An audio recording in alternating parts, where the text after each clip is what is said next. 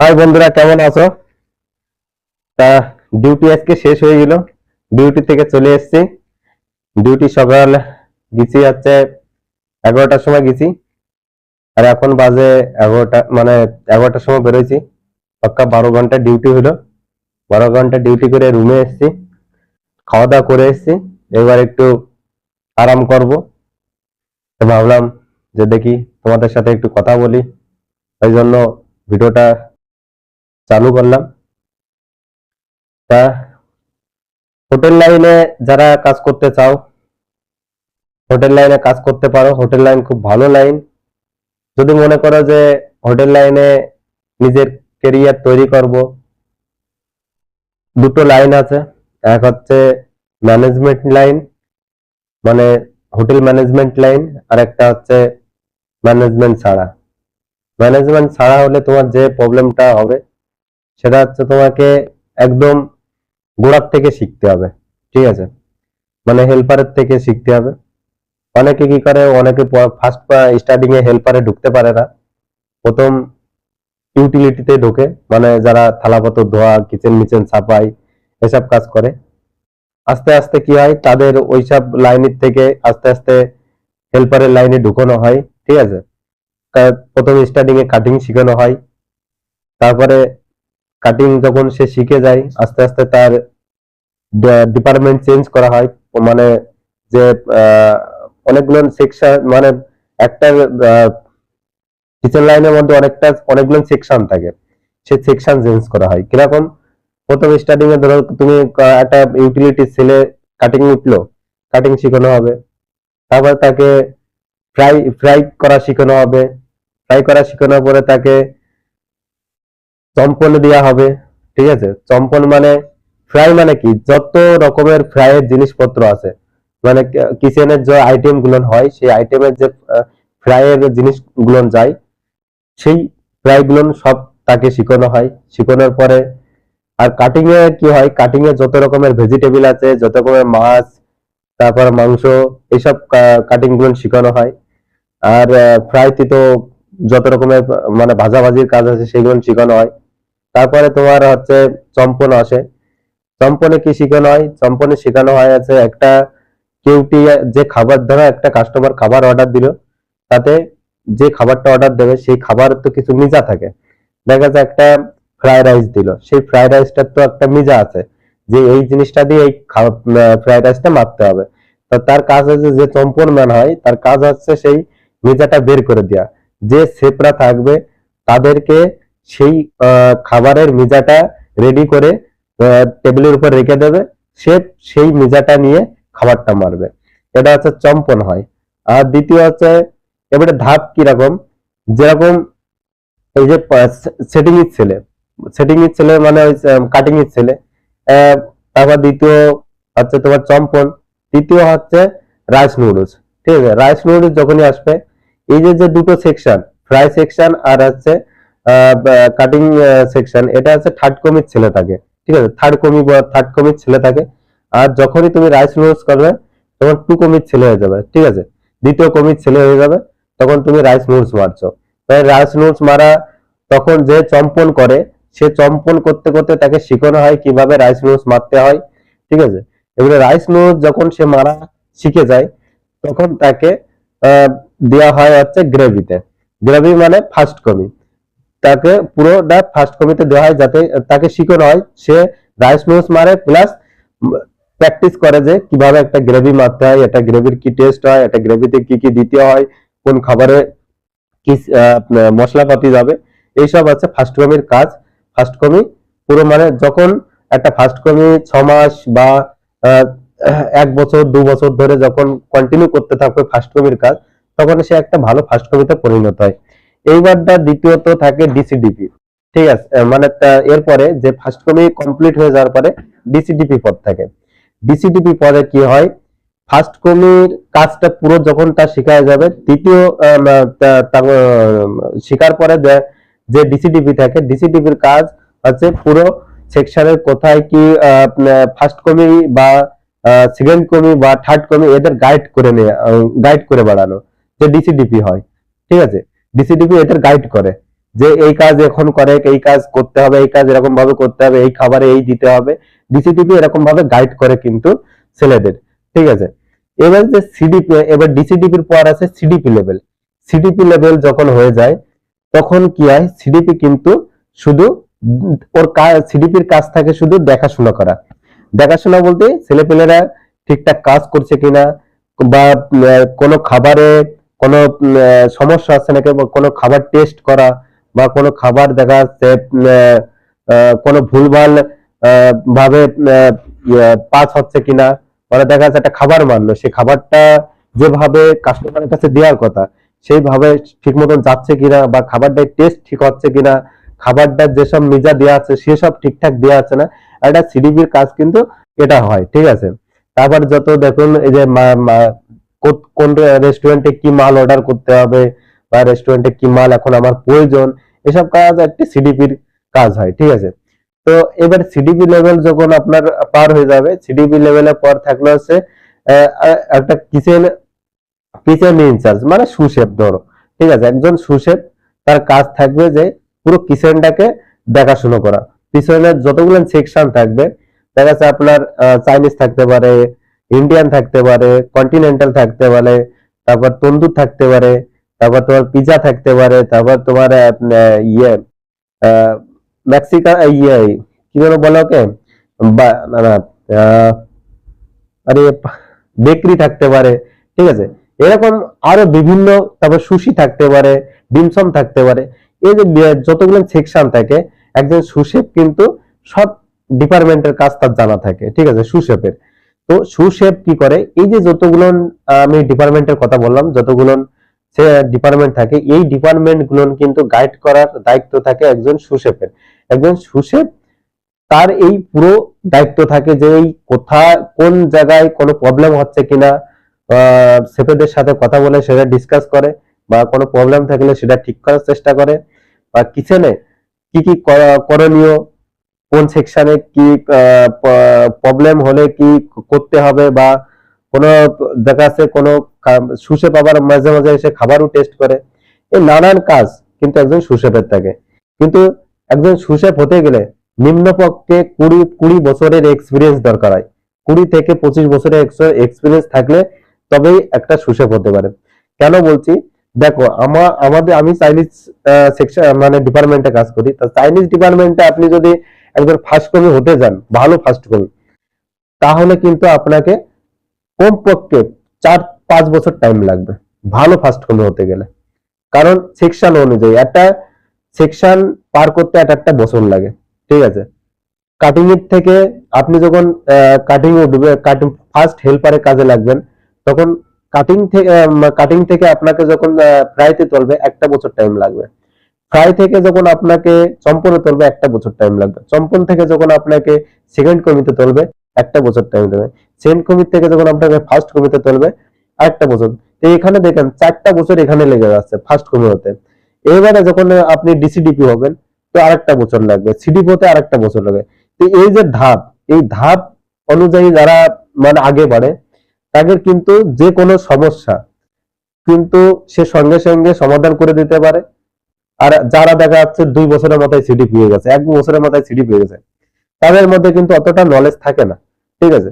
তো ও একটা হট করে একটা সমস্যা বা প্রবলেম হয়ে গেলে সেই সমস্যা ফেস করা বা সেই সমস্যাকে ঠিক করা, তার দ্বারা কিন্তু অনেকটা প্রবলেম হয়ে যায়। কিন্তু যে কিচেন লাইনের সাথে অনেকদিন ধরে জড়িত আছে, তাহলে তার এক্সপিরিয়েন্সটা বেশি থাকবে। সে অনেক সমস্যার সম্মুখীন হয়েছে, তারপরে সেই জিনিসটা সে তার জানা আছে যে কিভাবে এটাকে আমার ঠিক করতে হবে। তো এই জন্য টাইম টাইম ধরে কোনো কাজ শিখলে বা টাইম তার পিছনে কোনো টাইম দিলে, যদি বেশি টাইম দেওয়া যায়, তাহলে সেটা ঠিক মতন ভালোভাবে পাকাপুক্ত ভাবে সেটা শেখা যায়। এবার কথা হচ্ছে, হোটেল লাইনের কিছু নিয়ম আছে। সে হচ্ছে, আপনি যদি মনে করেন যে হোটেল লাইনে কাজ করব, তাহলে আপনাকে অবশ্যই একটা জিনিস সবসময় খেয়াল রাখতে হবে যে ডিউটি কিন্তু একটু বেশি, ডিউটি একটু বেশি করতে হবে তোমাকে। যদি মনে করো যে তুমি 10 ঘন্টা ডিউটি তোমার, তো সেখানে কিন্তু তোমার 11-12 ঘন্টা ডিউটি হতে পারে। এটা তুমি যদি মনে করো আমি করবো না, এটা সম্ভব না। এটা করলে তুমি হোটেল লাইনে কাজ করতে পারবে না। কারণ হোটেল লাইনে একটা নিয়ম আছে যে ওপেনিং টাইম আছে, ক্লোজিং টাইমটা কিন্তু নেই। মানে থাকে কোম্পানির রুলসে থাকে, কিন্তু তোমার ক্লোজিং টাইম মানে তুমি কাজ করছো, কাজ করে যে কাজ তোমার হাতে ধরে একটা কাজ আছে বা তোমার সেকশনে ছেলে নেই, ঠিক আছে, কম আছে, তখন কিন্তু তুমি যে টাইমটা তোমার 10 ঘন্টা ডিউটি, তুমি সেই 10 ঘন্টা করে যে বেরিয়ে যাওয়া, সেটা কিন্তু সম্ভব হবে না, তোমাকে একটু এক্সট্রা টাইম তোমাকে কাজ করতে হবে। তো এই একটা ব্যাপার। তারপর দেখা যাচ্ছে অনেক কি হয়, হোটেল লাইনটা অ্যাকচুয়ালি পুজো, যত পুজো আছড়া এই সময়টাই বেশি চলে, যত রকমের ফেস্টিভ্যাল আছে এইসব ফেস্টিভ্যালে কিন্তু হোটেল লাইনটা বেশি চলে। তো এইসব ফেস্টিভ্যালের সময় কিন্তু তুমি কোনো ছুটি পাবে না, মেন কথা। তুমি আদার্স টাইমে ছুটি পাবে, আদার্স টাইমে দেখা যাচ্ছে এমনি ফাঁকা টাইম যেসব, সেরকম কোনো পুজো নেই বা কোনো কিচ্ছু নেই, নর্মাল, ঠিক আছে, এইসব টাইমে তুমি ছুটি পেয়ে যাবে, ঠিক আছে। আর হোটেল লাইনে একটানা কাউকে অনেকদিন ছুটি দেয় না। আপনি যদি মনে করেন যে আমি একটানা 1 মাস বাড়ি 1 বছর কাজ করেছি, এবার আমি 1 মাস বাড়ি যেয়ে বসে থাকবো, এটা সম্ভব হয় না। হ্যাঁ, যদি কোনো কোম্পানিতে PL CL থাকে, তো CL এর ছুটিগুলো, ঠিক আছে, এইসব মেডিকেল ছুটিগুলো নিয়ে সব PL CL মিলে দেখা যাচ্ছে বছরের 14-15টা বা 20-25টা ছুটি হয়। সেই ছুটিটা অনেক কোম্পানি বছর শেষে একবারে দেয়। এবারে একবারে দেয় কিরকম, দেখে সিরিয়াল বাই সিরিয়াল দেয়। দেখা যাচ্ছে তোমার সেকশনে 10টা ছেলে আছে, 10টা ছেলেকে তো একসাথে ছাড়বে না, 10টা প্রথম একজনকে ছাড়বে, সে আসবে আরেকজনকে ছাড়বে, এইভাবে কমপ্লিট করায়। আবার যেসব জায়গায় PL CL নেই, সেসব জায়গা ওই তোমার মাসে 4টে ছুটি, মাসে 4টে ছুটি হোটেল ইন্ডাস্ট্রিতে অবশ্যই পাবে, সেই 4টে ছুটি তোমাকে নিতে হবে। সেই 4টে ছুটি দেখা যাচ্ছে, এবারে একটা কথা আছে এখানে, রবিবার শনিবার তুমি কখনো ছুটি পাবে না। কারণ রবিবার শনিবারে কলকাতায় যারা বিশেষ করে কাজ করে, কলকাতায় রবিবার শনিবার হচ্ছে তোমার সরকারি ছুটি। তো সরকারি ছুটির দিনে হোটেল ইন্ডাস্ট্রিতে সেলটা ভালো হয়। তো ওই দিন তো তোমাকে ছুটি দেবে না, তোমাকে নিতে হলে শুক্র বৃহস্পতি সোমবার থেকে শুক্রবারের মধ্যে তোমাকে ছুটি কমপ্লিট করতে হবে, তোমার ছুটি, ঠিক আছে, যাকেই ছুটি দিক। দেখা যাচ্ছে ব্যাপার থাকে। আর দেখা যাচ্ছে এমন হোটেল ইন্ডাস্ট্রিতে যারা কাজ করে, অনেক সময় বাড়ি অনেক সমস্যা হয়, ঠিক আছে, দেখা যাচ্ছে ইমার্জেন্সি কোন একটা সমস্যা হলো যে সঙ্গে সঙ্গে বেরিয়ে যেতে পারবো, সেরকম হয় না। কেন হয় না, দেখা যাচ্ছে তোমার তোমার সেকশনে তুমি ছাড়া যে কাজটা তোমার মানে তুমি করছো, সেই তোমার মতন তোমার কাজটা করার ছেলে নেই। তখন তো তুমি তোমার বাড়ি থেকে একটা সমস্যা হলেও তুমি সঙ্গে সঙ্গে তো সেই সবকিছু ছেড়ে ছুড়ে ফেলে দিয়ে যেতে পারবা না, তোমার সেকশনে যতক্ষণ ছেলে না আসবে। তখন কি হয়, যে সিনিয়র লোক আছে তাদের বলতে হয়, বলার পরে তারা ডিসাইড করে যে আমি এদের ছুটি দেবো কিনা, ঠিক আছে, বা একে ছাড়বো কিনা। যদি কোনো সিনিয়র মনে করে যে না আমি, ঠিক আছে, আমি এই বেলাটা দেখে দিই, ওকে ছেড়ে দিই, ও বাড়ির থেকে প্রবলেমটা একটু দেখে আসুক, তারপরে আমি ওকে আবার ডিউটিতে ডেকে নিচ্ছি, এরকম ব্যাপার থাকে, ঠিক আছে। তো ছুটির হোটেল ইন্ডাস্ট্রিতে ছুটির প্রবলেমটা খুবই, ঠিক আছে। আর পুজো আশ্রয়টা খুব, যারা বাইরে কাজ করে তাদের আলাদা ব্যাপার, কারণ কলকাতার সাথে বাইরের কোনো রাজ্যের মিল থাকে না, ঠিক আছে। এবারে এক এক জায়গায় এক এক পুজো হয়। দুর্গা পুজোটা আমাদের এই জায়গায় সব থেকে বেশি একটা প্রাধান্য দেওয়া হয়, কারণ দুর্গা পুজোয় কমপক্ষে 1 সপ্তাহ, এই 15-20 দিন আগের থেকেই সব ছুটি বলে যায়, কিন্তু 10-15 দিন আগের থেকে কারোর ছুটি হবে না, কারণ সব আমাদের গুছাগুছির ব্যাপার থাকে, ঠিক আছে। তো তারপরে এরকম যতগুলো পুজো আছে তার আগের থেকে কিন্তু ছুটি ক্যান্সেল মানে হয়ে যায়, ঠিক আছে। আর যা ছুটি বাকি থাকে এই সব একটা ডেট দিয়ে যায়, এই ডেটের মধ্যে তোমরা ছুটি কমপ্লিট করে নাও, ঠিক আছে। তো হোটেল ইন্ডাস্ট্রিতে যারা কাজ করো, এইগুলো তো তোমাকে মানতেই হবে। আর দ্বিতীয়ত খাওয়া দাওয়ার একটা ব্যাপার, খাওয়া থাকা, তাই তো। এই খাওয়া থাকার ব্যাপার যেটা, সেটা হচ্ছে হোটেল ইন্ডাস্ট্রিকে তোমাকে দিয়ে দেবে, রুম দিয়ে দেবে, খাওয়াটাও তোমাকে দিয়ে দেবে, ঠিক আছে। এবারে PF SI যদি কোনো কোম্পানিতে থাকে, সেখানে তোমার মেডিকেল ফেসিলিটিটাও তুমি পেয়ে যাবে। যদি তোমার শরীর খারাপ হয়, দেখা যাচ্ছে তুমি বাড়িতে শরীর খারাপ, খুব খারাপ, এবারে তুমি বাড়িতে চলে গেলে, ঠিক আছে, স্যারেদের বলে বাড়িতে চলে গেলে, এবারে তোমার যদি দেখা যাচ্ছে SI হসপিটালে তুমি ডাক্তার দেখালে, SI হসপিটালের থেকে যখন ডাক্তার দেখাবে, SI হসপিটালের থেকে তোমাকে দেখবে, পরীক্ষা করবে, ওষুধ দেবে। যদি খাই ঠিক নয়, তখন যদি ডাক্তার বাবুরা তোমাকে বেড রেস্ট লিখে দেয়, যে একে বেড রেস্টের প্রয়োজন আছে, এর বাড়িতে কিছুদিন রেস্ট করতে হবে, যদি ওটা লিখে দেয়, তো ওই ওই কপিটা নিয়ে আসে কি হয়, হোটেলে হোটেলের যে তোমার HR থাকে, ওনাকে দিতে হয়, বা যে তোমার যে সুশেফ থাকে তাকে দিতে হয়। দেওয়ার পরে কি হয়, তোমার ছুটিটা কনফার্ম হয়ে যায়। মানে এদিক ডাক্তার রিপোর্টটা লিখে, ডাক্তার তোমার বেড রেস্ট লিখে দেবে, আর ওই কপিটা নিয়ে এসে এনাদের কাছে জমা দিতে হয়। জমা দেওয়াতে দেখা যাচ্ছে ডাক্তার তোমাকে 2 মাস বা 3 মাস বেড রেস্ট লিখে দিয়েছে। তো তুমি বাড়ি গিয়ে 2-3 মাস যদি রেস্ট করো, তো তোমার ধরো 60% স্যালারি তুমি বাড়ি থেকেও পাবে। যতদিন তোমার ছুটি লেখা থাকবে সেই কয়টা দিনের ছুটির টাকা তুমি বাড়ি বসেই পেয়ে যাবে। ঠিক আছে, এইসব কিছু রুলস আছে। তো যাদের ভালো লাগবে তারা ঢুকতে পারো। আর যারা এই যে যারা হোটেল ম্যানেজমেন্ট করে, অ্যাকচুয়ালি হোটেল ম্যানেজমেন্ট যারা করে এদের তো অ্যাকচুয়ালি প্র্যাকটিক্যালি শেখানো হয় না।